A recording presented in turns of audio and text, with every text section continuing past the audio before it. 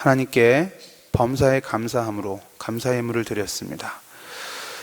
예물 드리신 그 손길 위에 하나님께서 늘 임마누엘로 함께 하셔서 매 순간 시분초마다 하나님에 대한 감사가 넘쳐나게 하시고, 무엇보다도 구원 베풀어 주신 그 십자가의 그 그리스도의 사랑에 늘 일평생 감사하는 삶을 살게 하여 주옵소서. 복음을 사랑하는 마음으로 전도와 선교에 대한 열정을 가지고 해외 선교 헌금을 드렸습니다. 그 드려진 예물 하나님께서 기억하시고 그 마음을 주님 기쁘게 받아 주옵소서. 일평생 세계 선교에 귀하게 쓰임받는 우리 집사님 되게 하시고, 또한 그 가정과 가문이 자손 대대로 세계 선교에 헌신하는 복된 가문 될 수 있도록 은총 베풀어 주옵소서. 주 예수 그리스도 이름으로 기도하옵나이다. 아멘. 오늘 말씀의 제목이 뭐죠? 한번 주보를 한번 봐볼까요? 주보에 뭐라고 되어 있죠? 오늘 말씀 제목이 뭡니까? 신체 나이, 사역 나이. 제목이 조금 독특하지 않습니까? 제가 제목을 지을 때 굉장히 많은 고민을 하고 제목을 이제 정합니다. 어떠한 고민을 하는 거냐면, 무슨 장난식으로 제목을 짓는 게 절대 아니고요. 딱 그 제목을 지었을 때, 들었을 때 머리에 쏙 들어갈 수 있는 제목. 그래서 설교를 다 듣고 나면 이게 가슴에 딱 박혀서 아무리 빼려고 해도 빠지지 않는 그런 제목을 고민하면서 이렇게 정하는 겁니다. 그렇게 하려고 하는 의도는 뭐냐면, 그렇게 해서라도 하나님의 말씀이 우리의 마음에 깊이 잘 박힌 모처럼 심겨지기를 바라는 그런 마음에서 이런 제목을 정했습니다. 자, 오늘 본문을 다시 한번 읽어볼까요? 히브리서 9장 27절인데요. 같이 한 번만 다 같이 읽어볼까요? 시작.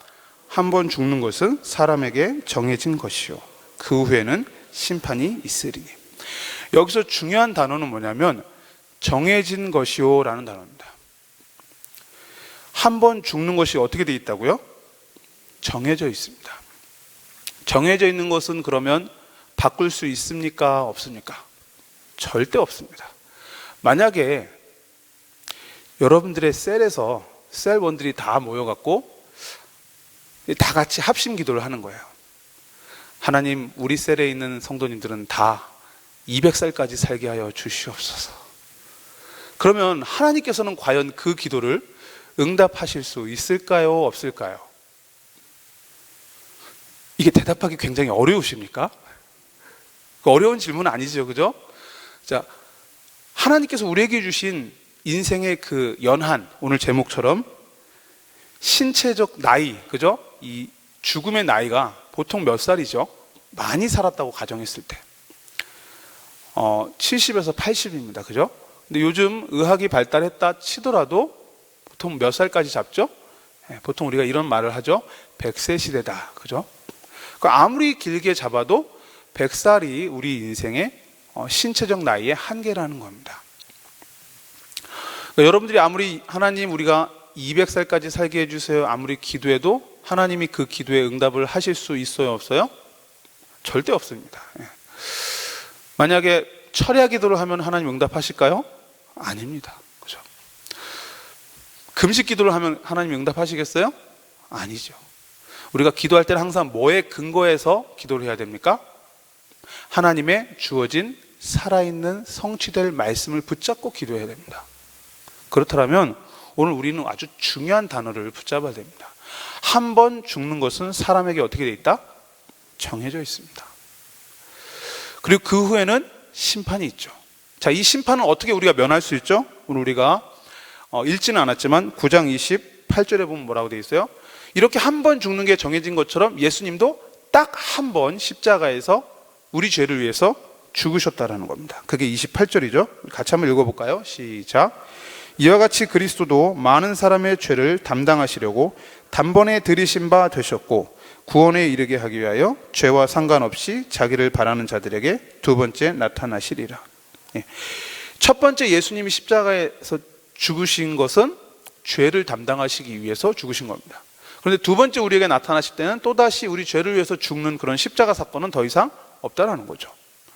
그래서 이렇게 인간이 한 번 죽는 게 정해진 것처럼 예수님도 한 번 죽는 게 정해져 있었다라는 그런 의미로 이렇게 대꾸를 이루어서 27절과 28절이 진행되는 겁니다.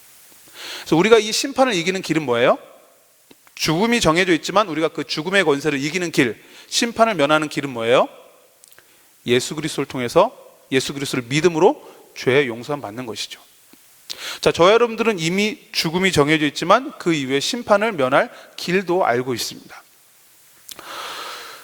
그렇다면 우리는 오늘 이 27절의 약속의 말씀 안에서 우리가 과연 어떻게 살아야 될지를 우리가 고민해 볼 필요가 있다는 거죠. 왜냐하면 우리의 죽음은 정해진 것이기 때문에 그렇습니다. 죽음에는 여러 가지 종류가 있습니다. 크게 세 가지 종류를 얘기할 수 있어요. 첫 번째 뭐냐면 돌연사가 있습니다. 돌연이 뭐죠? 갑자기 죽는 겁니다. 갑자기.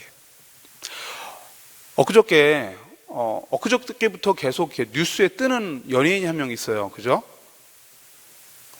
그 자살한 연예인이 한 명 있죠. 그죠? 저는 그분을 잘 몰라요.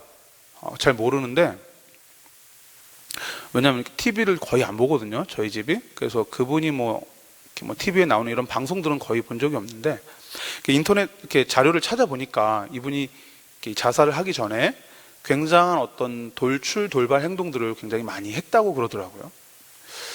그 뒤집어 말하면 뭐죠? 내가 지금 너무 힘들어요. 나를 누가 좀 도와주세요. 난 너무 인생이 힘들고 우울하고 죽고 싶어요. 나 좀 살려주세요. 라는 그 표시를 그렇게 어떤 돌출 행동을 통해서 그 연예인이 해왔던 겁니다. 그죠? 근데 중요한 사실은 그 옆에 누가 없었던 거죠? 인생의 참된 행복과 참된 기쁨과 참된 평안과 참된 안식은, 참된 구원은 어디에만 있어요? 누구에게만 있어요?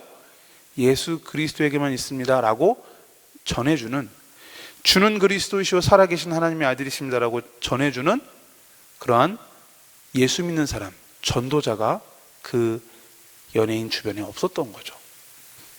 너무나 안타까운 죽음을 맞이하게 되는 겁니다. 이것이 일종의 뭐죠? 돌연사가 되는 겁니다.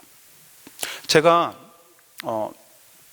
한 11년 전 얘기를 좀 드릴게요. 2008년 10월 2일입니다. 그날이 어떤 날인지 아십니까? 최진실이 죽은 날입니다. 그날 최진실이 죽었다는 뉴스를 제가 들었어요. 근데 너무 이게 충격적이었던 거죠, 저한테는. 그 뉴스를 딱 하고 그리고 나서 또 6개월 뒤에 또 하나의 뉴스가 터졌는데, 그게 뭐냐면 그럼 이제 8년에서 6개월 뒤니까 2009년이겠죠. 2009년 5월쯤에 갑자기 대통령이 자살을 했다는 거예요. 그죠? 그래서 그 대통령의 자살 뉴스가 또 인터넷에 나오더라는 거죠. 지금 제가 말한 이 세 명의 인물이 다 어떻게 죽었죠? 갑자기 죽었습니다. 그죠? 그걸 보고 뭐라 그래요? 돌연사라고 할 수 있는 거죠. 물론 돌연사도 조금 깊이 들어가면 두 가지로 나눌 수 있겠죠. 내가 스스로 그 목숨을 끊는 경우가 있고, 정말 부득이한 어떤 사건, 사고로 인해서 생명을 잃어버리는 그런 경우도 있죠. 저는 어렸을 때 어떤 한 기억이 있는데, 저희 동네에 이렇게 놀이터가 있었습니다. 근데 지금은 그런 일이 없을 거예요. 근데 그 당시에는 어떻게 돼 있었냐면, 놀이터에 이렇게 아이들 노는 이 미끄럼틀 있잖아요. 그 미끄럼틀을 이렇게 세워야 되는데 이게 공사가 다 안 끝난 거죠. 세워놓지 않고 뉘어놓은 거예요. 그럼 이제 며칠 후에 그 일하시는 분들이 와서 세워놓으려고 그냥 기구만 미리 갖다 놓은 거죠. 근데 아이들이 그걸 타고 싶은 마음에 어떻게 했냐면, 초등학교 아이들이 그거를 힘을 합쳐서 세운 거예요, 이렇게. 그럼 그게 온전하게 딱 이렇게 고정이 안 돼 있잖아요. 그죠? 그거 어떻게 되는 줄 아세요? 그게 기울어지다가 다시 이렇게 넘어진 겁니다. 근데 그 넘어질 때 그 끝부분에 어떤 한 아이가 있었어요. 그 아이가 그 넘어지는 그 기구에 부딪혀서 그대로 그냥 죽었습니다. 근데 제가 그 옆에 있었거든요. 저는 지금도 그 장면이 잊혀지지가 않아요. 근데 그런 것들도 일종의 뭐죠, 그러면? 돌연사가 되는 겁니다. 그죠? 근데 부득이하게 본인이 원하지 않았지만 이런 식의 죽음들이 있습니다. 또 그런 것뿐만이 아니라 이런 돌연사뿐만이 아니라 또 어떤 죽음이 있냐면 병으로 인해서 죽는 죽음이 있죠. 예. 우리는 누구나 다 어느 시점이 되면은 나이가 들어서 병들어서 죽게 됩니다. 그렇지만 제가 말하는 여기서의 병사라는 건 뭐냐면 젊은 나이에 심각한 질병이 걸려서 남들보다 하나님께서 우리에게 주신 어떤 70, 80 이상의 그런 나이들보다 훨씬 이른 시기에 죽음을 맞이하는 것을 말하죠. 이렇게 해서 병으로 죽는 경우도 많이 있죠.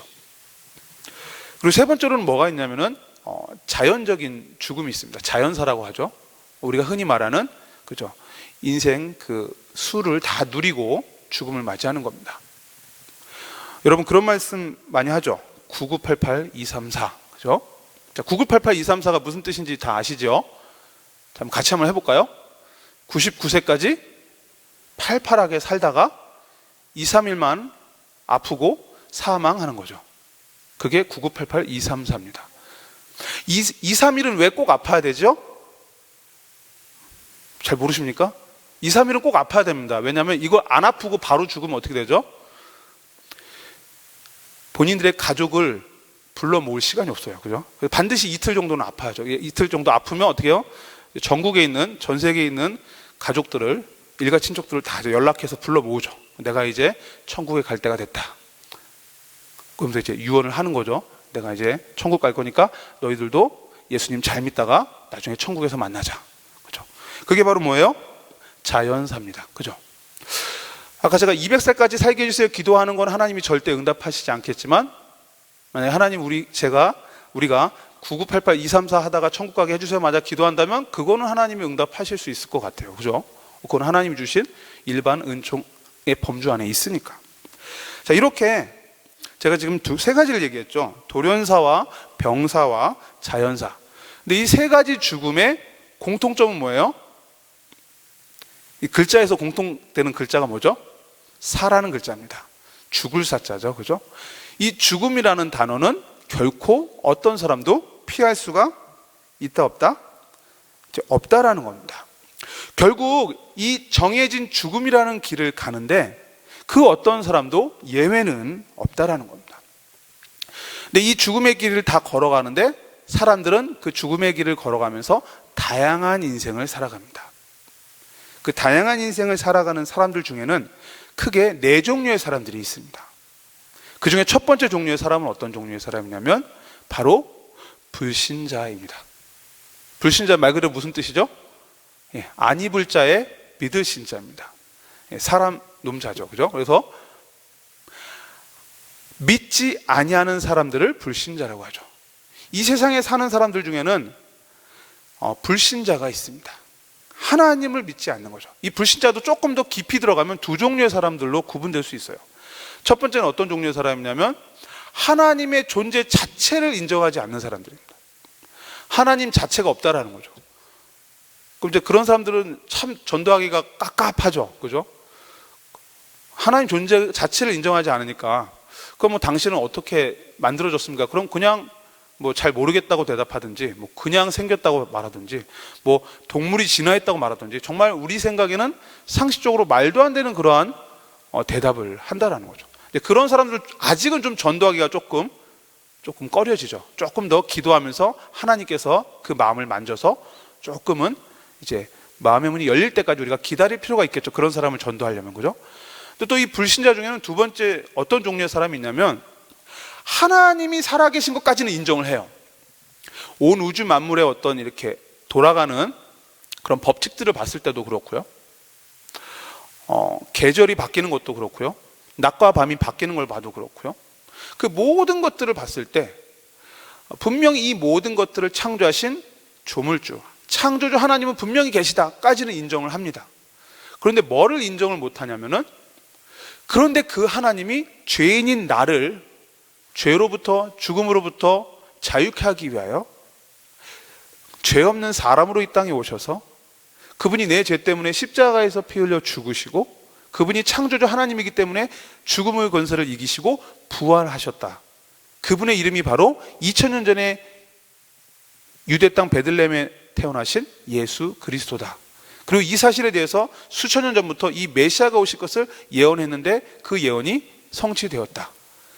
이 예수님을 내가 구주로 영접하면, 내 마음의 주인으로 영접하면 내가 구원받고 하나님과 인격적 관계를 맺고 하나님 자녀가 되고 영생을 얻는다 라는 이 예수 그리스도의 그 십자가 사건에 대해서는, 그 예수 그리스도 지금 내가 영접하면 하나님의 자녀가 된다는 이 사실에 대해서는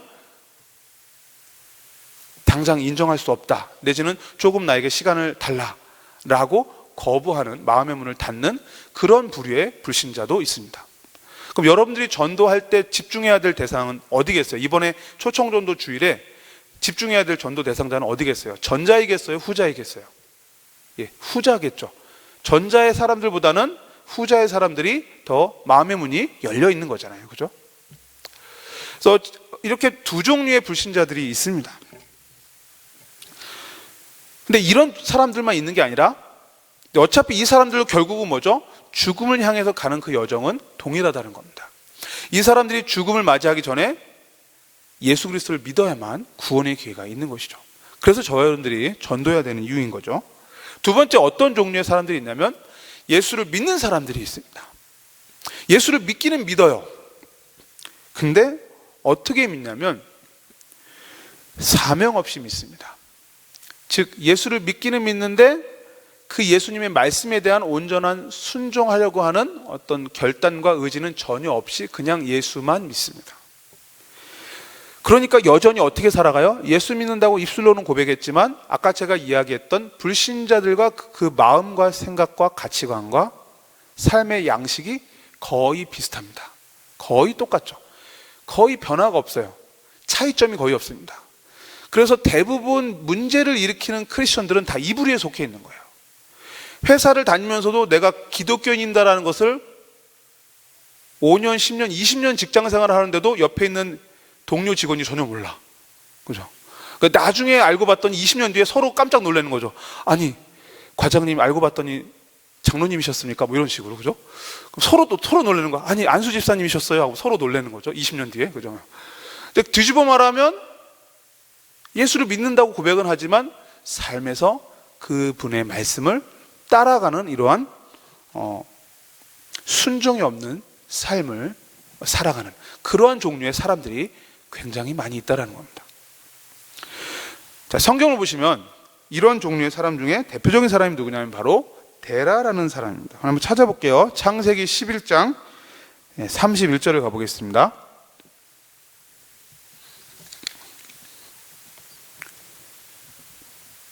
창세기 11장 31절, 32절 이 두 절을 같이 한번 읽어볼게요. 시작.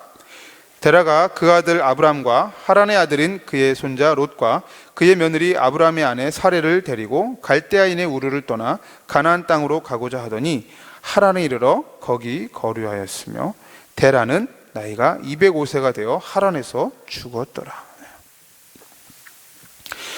자, 데라가 원래 어디 살고 있었어요? 갈대아인의 우르를 떠났다라는 얘기는 갈대아인의 우르 지역에서 살고 있었다는 얘기잖아요. 그렇죠? 그러니까 우르 지역을 살고 있다가 갑자기 아무 생각 없이 아무 이유 없이 가나안 땅으로 가고자 했겠습니까? 아니죠. 분명히 하나님께서 데라에게 뭔가 사인을 준 거예요. 그죠? 하나님이 데라에게 나타나셔서 갈대아 우르를 떠나서 가나안 땅으로 가라라고 지시를 하신 거죠. 그래서 모든 가족들을, 그 가족 안에는 저와 여러분들이 잘 알고 있는 아브라함이 포함되어 있죠. 그 가족들을 다 이끌고 가나안 땅으로 갑니다. 가는데 끝까지 갑니까? 아니면 중간에 하란 땅에서 멈춥니까? 예, 중간에 멈춥니다. 왜 멈췄겠어요? 가다 보니까 하란 땅이 좋아 보였거든요. 먹고 살기에 괜찮아 보이는 땅입니다. 그죠? 여러분 철로역정이라는 책 아시죠? 거기에 보면 장망성이라고 나옵니다. 무슨 뜻입니까? 장래에 망할 성. 그죠? 그런데 너무나 휘황찬란하게 그럴듯하게 괜찮게 보이는 성인 거죠. 그래서 중간에 이렇게 하란 땅에서 정착을 해버립니다. 이런 사람들이 너무나 많다라는 겁니다. 예수를 믿는다고 입술로 고백은 하지만 이 삶은 여전히 불신자처럼 살아가는 이런 종류의 사람들이 있습니다. 세 번째는 어떤 종류의 사람이 있냐면 사명은 받았으나 온전히 순종하지는 못하는, 그죠? 아까 두 번째 사람은 정말 예수만 믿는, 하나님만 말씀하고는 전혀 관계없이 살아가는 사람들이고요. 지금 세 번째 사람은 뭐냐면 그래도 하나님 말씀에 순종하면서 살려고 하는 어떤 의지가 조금은 있어요. 근데 또 온전히 순종하지는 못하는, 내 안에 어떤 쓴뿌리라든지 치유되지 않은 그러한 부분들이 있어서 하나님 말씀에 도저히 순종하지 못하는 그러한 영역들이 조금씩 있는 거죠. 그러니까 이런 겁니다. 하나님, 내가 이러이러한 건 다 순종할 수 있는데 이것만큼은 내가 순종할 수 없습니다. 이런 걸 가지고 이제 계속 고민하고 갈등하고 이제 싸우는 거죠. 이스라엘 백성이 계속 그렇게 살아왔습니다. 자, 우리가 사사기를 한번 잠깐 볼까요? 자, 사사기를 한번 잠깐 보겠습니다.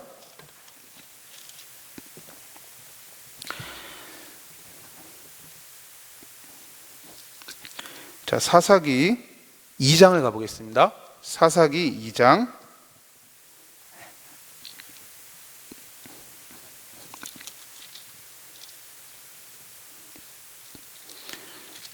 사사기 2장 11절, 12절, 13절, 14절, 15절 한번 같이 읽어보겠습니다. 5절을 같이 한번 읽어보겠습니다. 시작. 이스라엘 자손이 여호와의 목전에 악을 행하여 바알들을 섬기며 애굽 땅에서 그들을 인도하여 내신 그들의 조상들의 하나님 여호와를 버리고 다른 신들 곧 그들의 주위에 있는 백성의 신들을 따라 그들에게 절하여 여호와를 진노하시게 하였으되 곧 그들이 여호와를 버리고 바알과 아스다롯을 섬겼으므로 여호와께서 이스라엘에게 진노하사 노략하는 자의 손에 넘겨주사 그들이 노략을 당하게 하시며 또 주위에 있는 모든 대적의 손에 팔아넘기심에 그들이 다시는 대적을 당하지 못하였으며 그들이 어디로 가든지 여호와의 손이 그들에게 재앙을 내리시니 곧 여호와께서 말씀하신 것과 같고 여호와께서 그들에게 맹세하신 것과 같아서 그들의 괴로움이 심하였더라. 보세요. 이스라엘 백성이 이 가나안 땅을 정복하면서 이 땅을 다 이제 정복하기 위해서는 그 땅에 살고 있는 민족들을 다 쫓아내야 됩니다. 근데 그 쫓아내라는 명령을 받고도 쫓아내지 않고 같이 더불어 살았던 겁니다. 이렇게 더불어 살다 보니까 어떤 일이 일어나요? 다시 그 읽었던 12절에 보니까 다른 신들 곧 그들의 주위에 있는 백성의 신들을 따라가는 겁니다. 그들 주위에 있는 백성의 신들, 그죠?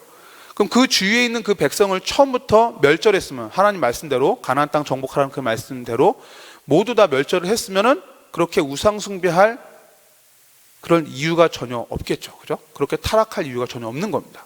그러니까 처음부터 하나님 말씀을 순종하지 않으니까 이런 이제 결과들이 후폭풍이 오게 되는 겁니다. 애굽을 떠나서 출애굽을 해서 가나안 땅에 들어가서 이제는 하나님 말씀대로 온전히 그 말씀에 순종해서 그 땅에 살고 있는 백성들을 다 멸절해야 되는데 그렇게 하지 않고 어느 정도는 이제 멸절을 했지만 몇몇 민족들은 남겨두고 그냥 같이 살게 되는 겁니다. 그러다 보니까 이렇게 우상 숭배에 빠지게 되는 거죠. 우리도 그렇게 신앙생활을 할 수 있다는 겁니다.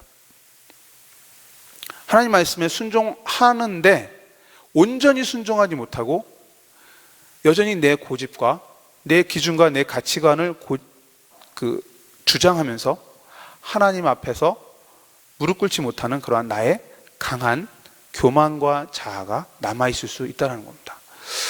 근데 반드시 그것에 대한 결과는 하나님이 기뻐하시지 않는 그러한 결과가 오게 된다는 겁니다. 자, 우리 한 구절도 찾아볼게요. 사무엘상 3장 13절입니다. 사무엘상 3장 13절. 자, 엘리 제사장에 대한 이야기입니다. 자, 엘리는 제사장이었습니다. 그럼 그만큼 하나님 앞에서 헌신된 사람이었죠. 하나님 말씀에 순종하겠다라고 제사장까지 된 사람인데 어떻게 합니까? 오늘 3장 13절 같이 한번 읽어볼게요. 시작. 내가 그의 집을 영원토록 심판하겠다고 그에게 말한 것은 그가 아는 죄악 때문이니 이는 그가 자기의 아들들이 저주를 자청하되 금하지 아니하였습니다. 저주를 자청하되 금하지 아니하였습니다. 그럼 이 엘리의 아들들이 저주를 자청할 만한 어떠한 행동을 했다는 얘기잖아요. 자, 어떤 행동을 했습니까? 자, 2장 한 장 넘기셔서 2장 12절을 가보겠습니다. 2장 12절 12장 12절 한번 볼게요. 시작. 엘리 아들들은 행실이 나빠 여호와를 알지 못하더라. 자, 2장 22절 가보겠습니다. 시작. 엘리가 매우 늙었더니 그의 아들들이 온 이스라엘에게 행한 모든 일과 회막문에서 수종드는 여인들과 동침하였음을 듣고 23절 그들에게 이르되 너희가 어찌하여 이런 일을 하느냐 내가 너희의 악행을 이 모든 백성에게서 듣노라. 엘리의 자녀들이 뭘 했어요? 회막문에서 수종드는 여인들과 동침했습니다.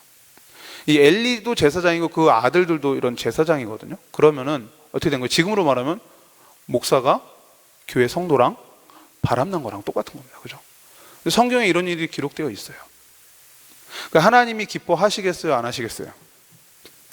자, 분명히 사명까지 받았는데 하나님 앞에서 온전히 순종하지 못하고 이렇게 육신의 정욕과 안목의 정욕과 이성의 자랑을 따라가는 이런 모습들을 우리가 볼 수 있죠. 자, 4장 18절 한번 가볼게요. 사무엘상 4장 18절. 자, 같이 한번 읽어볼게요. 시작. 하나님의 괴를 말할 때 엘리가 자기 의자에서 뒤로 넘어져 문 곁에서 목이 부러져 죽었으니 나이가 많고 비대한 까닭이라. 그가 이스라엘의 사사가 된 지 40년이었더라. 자, 의자에서 뒤로 넘어져서 목이 부러져 죽었습니다. 근데 그 죽음의 그 이유를 두 가지를 여기서 얘기하고 있는데, 하나는 뭐예요? 나이가 많았다. 두 번째는 뭐예요? 비대했다. 비대했다는 뜻이 그러니까 쉽게 이해할 수 있는 쉬운 단어로 표현하면 뭐죠? 뚱뚱했다라는 겁니다. 자, 엘리는 뚱뚱했습니다. 그죠?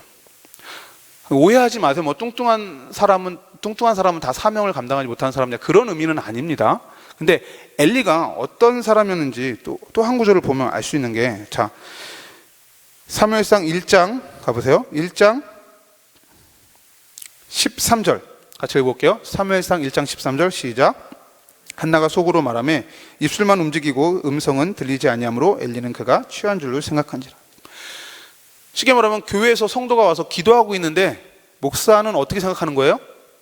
저 사람이 술 취해서 저렇게 입만 중얼중얼 대고 있구나 라고 생각한 겁니다. 그게 지금 엘리 제사장의 영성의 수준이었단 말이에요. 그러니까 그런 수준을 가진 그런 어떤 이 엘리 제사장이 몸이 비대했다는 것을 상상하라는 거죠. 사람이 체질적으로 몸이 좀 비대할 수는 있어요. 그죠? 근데 이 엘리 제사장은 이제 그런 게 아니라, 그죠? 제가 이 부분은 이제 순전히 제가 그냥 묵상한 건데, 이런 생각이 들더라고요. 아마 이렇게 재물을 가져오잖아요. 그죠? 성도들이. 그래서 너무 많이 먹어갖고 뚱뚱해지진 않았을까. 그죠? 그러니까 이게 영적으로 너무나 완전히 영성이 완전 바닥인 거죠. 그러니까 이런 제사장이었기 때문에 뭐예요? 자기 자녀들도 지금 교회에서 이런 어떤 회망에서 일하는 여인들을 상대로 동침을 하는데도 그것을 제지하지 못했다는 겁니다. 그만큼 지금 자녀에게 믿음의 교육도 제대로 못 시키고, 이렇게 사명 감당한다고 그저 제사장의 직분은 받았지만 이렇게 살아가고 있는 그런 엘리 제사장의 모습을 우리가 오늘 본문에서 본다는 거죠. 이렇게 예수 믿는다라고 하고 내가 하나님 말씀에 순종한다고 하고 하나님의 사명을 감당한다고 하지만 여전히 내 안에 있는 어떤 이 죄성과 해결되지 않는 이런 영적인 문제와, 그죠? 하나님 앞에 무릎 꿇지 않은 어떤 이러한 고집들이 여전히 남아 있어서 이것들이 계속해서 나로 하여금 죄를 넘어서지 못하도록 만들고, 그래서 이러한 비참한 결과를 가져오게 되는 이러한 사람들도 있습니다. 마지막 네 번째 사람들은 뭐냐면 하나님의 말씀에 온전히 순종하는 사람이죠. 자, 오늘 본문 사무엘상 3장 1절을 한번 보세요. 자, 사무엘상 3장 1절 같이 한번 읽어볼게요. 시작. 아이 사무엘이 엘리 앞에서 여호와를 섬길 때에는 여호와의 말씀이 희귀하여 이상이 흔히 보이지 않았더라. 보세요. 분명히 말씀이 희귀하다고 했죠. 근데 재밌는 건 뭐냐면 3장 21절 보세요. 같이 한번 읽어볼까요? 3장 21절 시작. 여호와께서 실로에서 다시 나타나시되 여호와께서 실로에서 여호와의 말씀으로 사무엘에게 자기를 나타내시니라. 자, 분명히 1절에서는 말씀이 희귀하다고 했는데 21절 같은 3장이에요. 21절에서는 말씀으로 하나님이 자기 자신을 나타냈습니다. 누구에게? 사무엘에게는. 엘리 제사장에게는 나타내지 않았던 거 하나님께서 사무엘에게는 말씀을 통해서 나타내셨다는 거죠. 그 둘의 차이를 아시겠죠?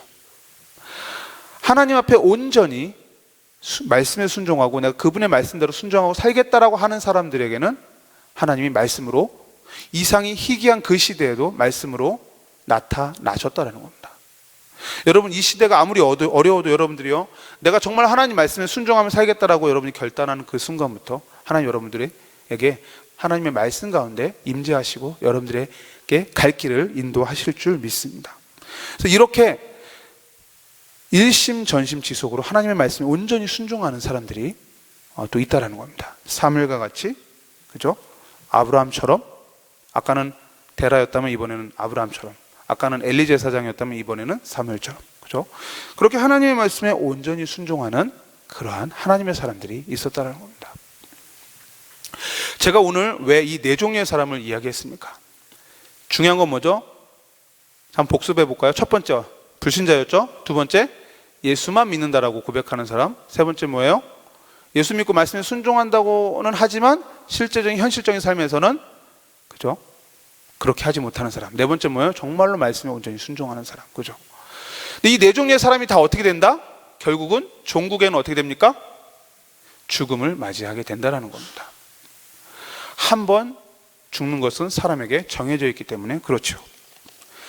자, 그러면 여러분들에게 남은 인생은 과연 얼마나 될까요?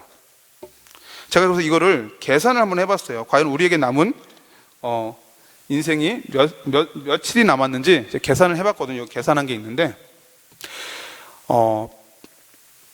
제가 앞으로 한 50년을 산다고 가정을 해보자는 거죠. 그럼 제가 지금 나이가 43세인데 93세까지 산다고 가정을 해보는 거죠. 물론 뭐 99세까지 살고 팔팔하게 살다가 2, 3일 아프고 죽어도 좋지만, 일단 그것은 이제 조금 좀 우리가 100세 시대라고 얘기해도 뭐 100명이 다 100세 시대를 사는 게 아니라 100명 중에 한두 명만 100세를 찍어도 우리는 100세 시대라고 표현을 하니까 제가 93세까지만 가정을 한번 해보자는 겁니다. 그럼 50년이라는 시간이 있죠. 그러면 365일 곱하기 50년을 하면은 18,000, 그죠? 250일이 나옵니다. 자, 그러면 18,000일 정도의 이 시간이 제게 남은 인생이라는 그 인생의 그 시간들입니다. 그런데 오늘 제목이 뭐죠? 신체 나이, 사역 나이잖아요. 신체 나이는 이제 18,000일이라는 시간이 남아있는데, 제가 93세도 여러분들에게 설교할 수 있겠습니까? 이 강단에 93세 된 목사가 설 수 있겠어요? 쉽지 않겠죠, 그죠? 그럼 실제로 사역할 수 있는 나이는 얼마나 되냐는 거죠. 그걸 한번 계산해 보자라는 겁니다. 그래서 오늘 제목이 뭐예요? 신체 나이, 사역 나이입니다. 자, 한번 계산을 한번 해봤어요, 제가. 그래서 제가 지금 43세인데 후하게 잡아서 30년만 한번 사역을 한다고 가정을 해봅시다. 그럼 몇 살까지 제가 사역을 하는 거예요? 73세가 되겠죠. 자, 73세까지는 그래도 강단에서 말씀을 전하실 수 있겠죠, 목사님들이. 자, 그러면 30년을 잡으면 365일 곱하기 30년을 해야 되잖아요. 근데 왜 하나님도 6일 동안 천지를 창조하시고 하루는 쉬셨으니까 우리도 사역, 뭐 일주일에 주 7일을 사역하는 게 아니라 하루는 쉰다고 가정을 하자고요. 그럼 1년에 52일은 쉬어야 될 거 아니에요, 그죠? 그러면 365에서 52일을 빼면은 계산돼요? 313일이 남죠. 예. 수학 시간 같죠, 그죠? 자, 313일에서 1년에 한 1, 2주 정도는 가족끼리 뭐 휴가도 가고 여행도 간다고 칩시다. 그럼 13일을 또 빼자고요. 제가 이렇게 빼는 이유는 계산을 편리하게 하기 위해서 그래요. 그럼 다 빼고 나면 300일이 남아요. 맞죠? 그럼 300일 곱하기 30년을 하면 며칠이 나옵니까? 계산 쉽게 되죠. 9,000일이 나옵니다. 그럼 아까 전에 제가 계산했던 날짜는 18,000일이었죠. 그럼 실제로 우리가 신체적인 날수는 신체 나이로 계산했을 때는 18,000일이 우리에게 남아 있습니다. 제 기준으로, 그죠? 여러분들은 집에 가서 여러분 나이에 맞춰서 다시 계산해 보십시오. 저에게는 18,000일이 남아 있습니다. 근데 실제로 사역을 할 수 있는 나이, 정말 하나님 말씀에 순종하면서 영혼 살리고 전도하고 선교하고 봉사하고 섬기고 뭐 신방하고, 그죠? 예배하고 이런 시간들, 말씀 읽고 기도하고 하는 이런 모든 시간들은 기껏해야 뭐죠? 9,000일이 남아 있다는 겁니다. 근데 여기에 또 함정이 있습니다. 진짜 9,000일이 남아 있을까요? 제가 어제 설교 준비하다가 좀 시간이 많이 없어갖고 새벽 1시까지 이제 준비를 했는데, 조금 더 준비를 하고 싶었는데 너무 피곤한 거예요. 그래서 어떻게 했어요? 잠을 잤죠. 그죠? 저만 잠을 잡니까? 여러분들도 잠을 자야 되죠. 그러니까 하루에 8시간은 무조건 우리가 자야 되는 거예요. 그게 하나님의 법칙이잖아요. 하나님께서 사랑하시는 자에게 뭘 주셔요? 잠을 주시잖아요. 그죠? 그러면 하루에 8시간이니까 24시간 중에 8시간이니까 3분의 1이지 않습니까? 그럼 아까 제가 이야기했던 9,000일 중에서 3분의 1은 뭐 하는 시간으로 다 소비되는 거죠? 잠자는 시간으로 소비되는 거예요. 3,000일은 잠만 자야 돼요, 여러분들이. 그럼 며칠 남았어요? 6,000일 남았죠. 자, 근데 또 이게 6,000일이 온전히 사역할 수 있는 시간들이 아니라는 겁니다. 여러분이 전도할 수 있는 시간이 6,000일이 남은 게 아니에요. 따져볼까요? 여러분 아침에 일어나면 뭐 해야 돼요? 샤워해야 되죠. 샤워하는 시간 빼야 되잖아요. 자, 샤워만 합니까? 치카치카도 해야 되죠. 치카치카만 합니까? 밥 먹어야죠. 밥 먹고 나면 또 치카치카 해야 되죠. 그죠? 아니면 뭐, 그죠? 한 번만 하는 경우도 있겠죠. 어쨌든. 자, 치카치카까지 했습니다. 그걸로 끝납니까? 그냥 나오십니까? 화장하셔야죠. 그죠? 뭐, 화장을 한 3분 만에 끝냅니까? 한 30분은 걸리잖아요. 그죠? 그거 여러분 포기할 수 있는 시간이 아니죠. 자, 그리고 나서 이제 나갔습니다. 그죠? 그러니까 나가면 끝납니까? 점심 먹어야죠. 점심 먹고 나면 끝납니까? 저녁 먹어야죠. 그 집에 돌아오면 그대로 잡니까? 또 샤워해야죠. 그죠? 그러면 이게 실질적으로 우리가 정말로 사역할 수 있는 시간, 영혼을 위해서 기도하는 시간, 하나님과 교제하기 위해서 말씀 보는 시간, 전도하기 위해서 그 사람을 만나서 상담하는 시간, 복음 전하는 시간, 이런 시간들은 다 해도 뭐 포인트 전도하는 시간, 뭐 노인대학 가서 봉사하고 섬기는 시간, 이런 모든 시간 다 해도 하루에 8시간 정도는 뭐죠? 일상생활을 유지하기 위해서 빠져야 된다는 거죠. 여러분 거기 제가 지금 다 추가는 안 했지만 여러분 빨래하는 시간도 빼야 되잖아요. 그러니까 그런 시간들 다 빼면 하루에 8시간은 또 뭐예요?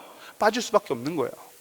그러면 하루에 24시간이라고 하지만 결국 하루에 8시간밖에 안 남는 거죠.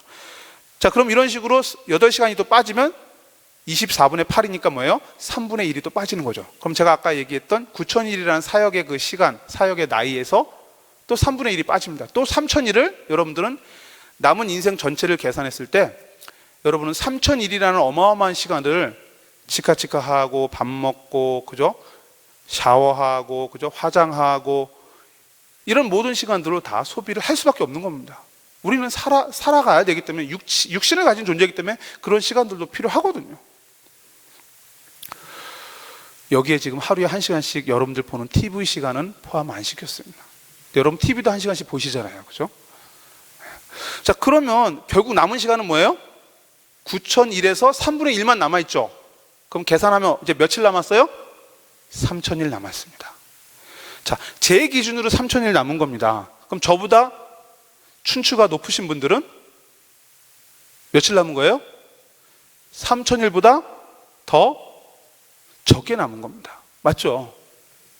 제가 오늘 이 말씀을 오전에 드렸더니 어떤 한 권사님을 예배 끝나고 권사님을 우연히 만났어요. 근데 우연히 만났는데 그 권사님 연세가 91세시더라고요. 그럼 제가 말한 나이에서 2살밖에 안 남은 거잖아요. 그래서 그 권사님이 뭐라고 그러시냐면, 목사님 저는 3,000일은커녕 얼마 안 남은 것 같아요 이러시더라고요. 그래서 제가 뭐라고 그러냐면, 권사님 100살까지 9988234 화이팅! 제가 이랬거든요. 근데 그럼에도 불구하고 그분 9년밖에 안 남은 거잖아요. 그죠? 우리에게 남은 날이 그렇게 많지 않다라고 우리는 말할 수 있다는 거죠. 그래서 성경은 뭐라고 얘기하죠? 날 계수함에 지혜를 갖게 하옵소서, 이렇게 말합니다. 나를 계산하는 것, 나를 하루하루 날짜를 세는 게 하나님이 주신 지혜다라고 말합니다. 여러분 며칠 남으셨습니까?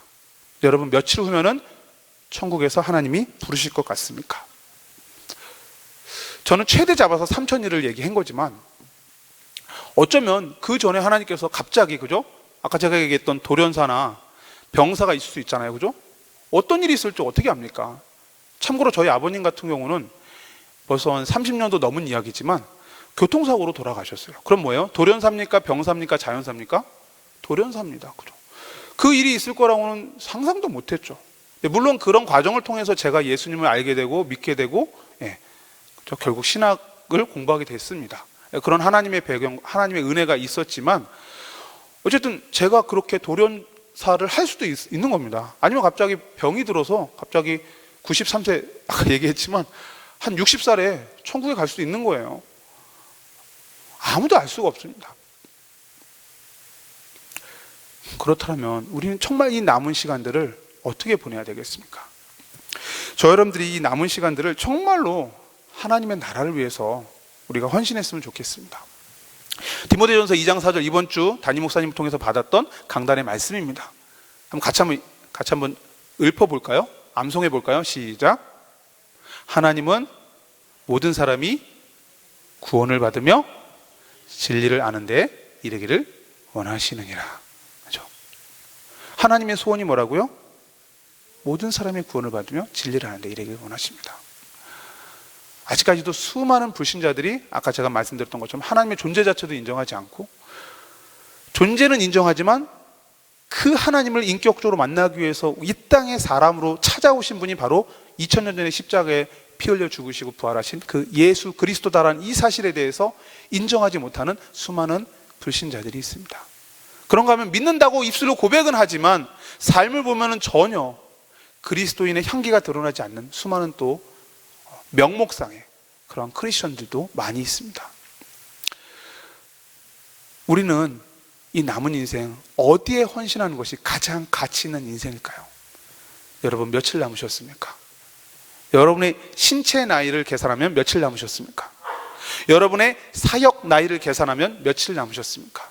그럼 그 남은 날수들 동안 어떻게 사는 것이 가장 복된 인생이고 하나님이 기뻐하시는 인생일까요?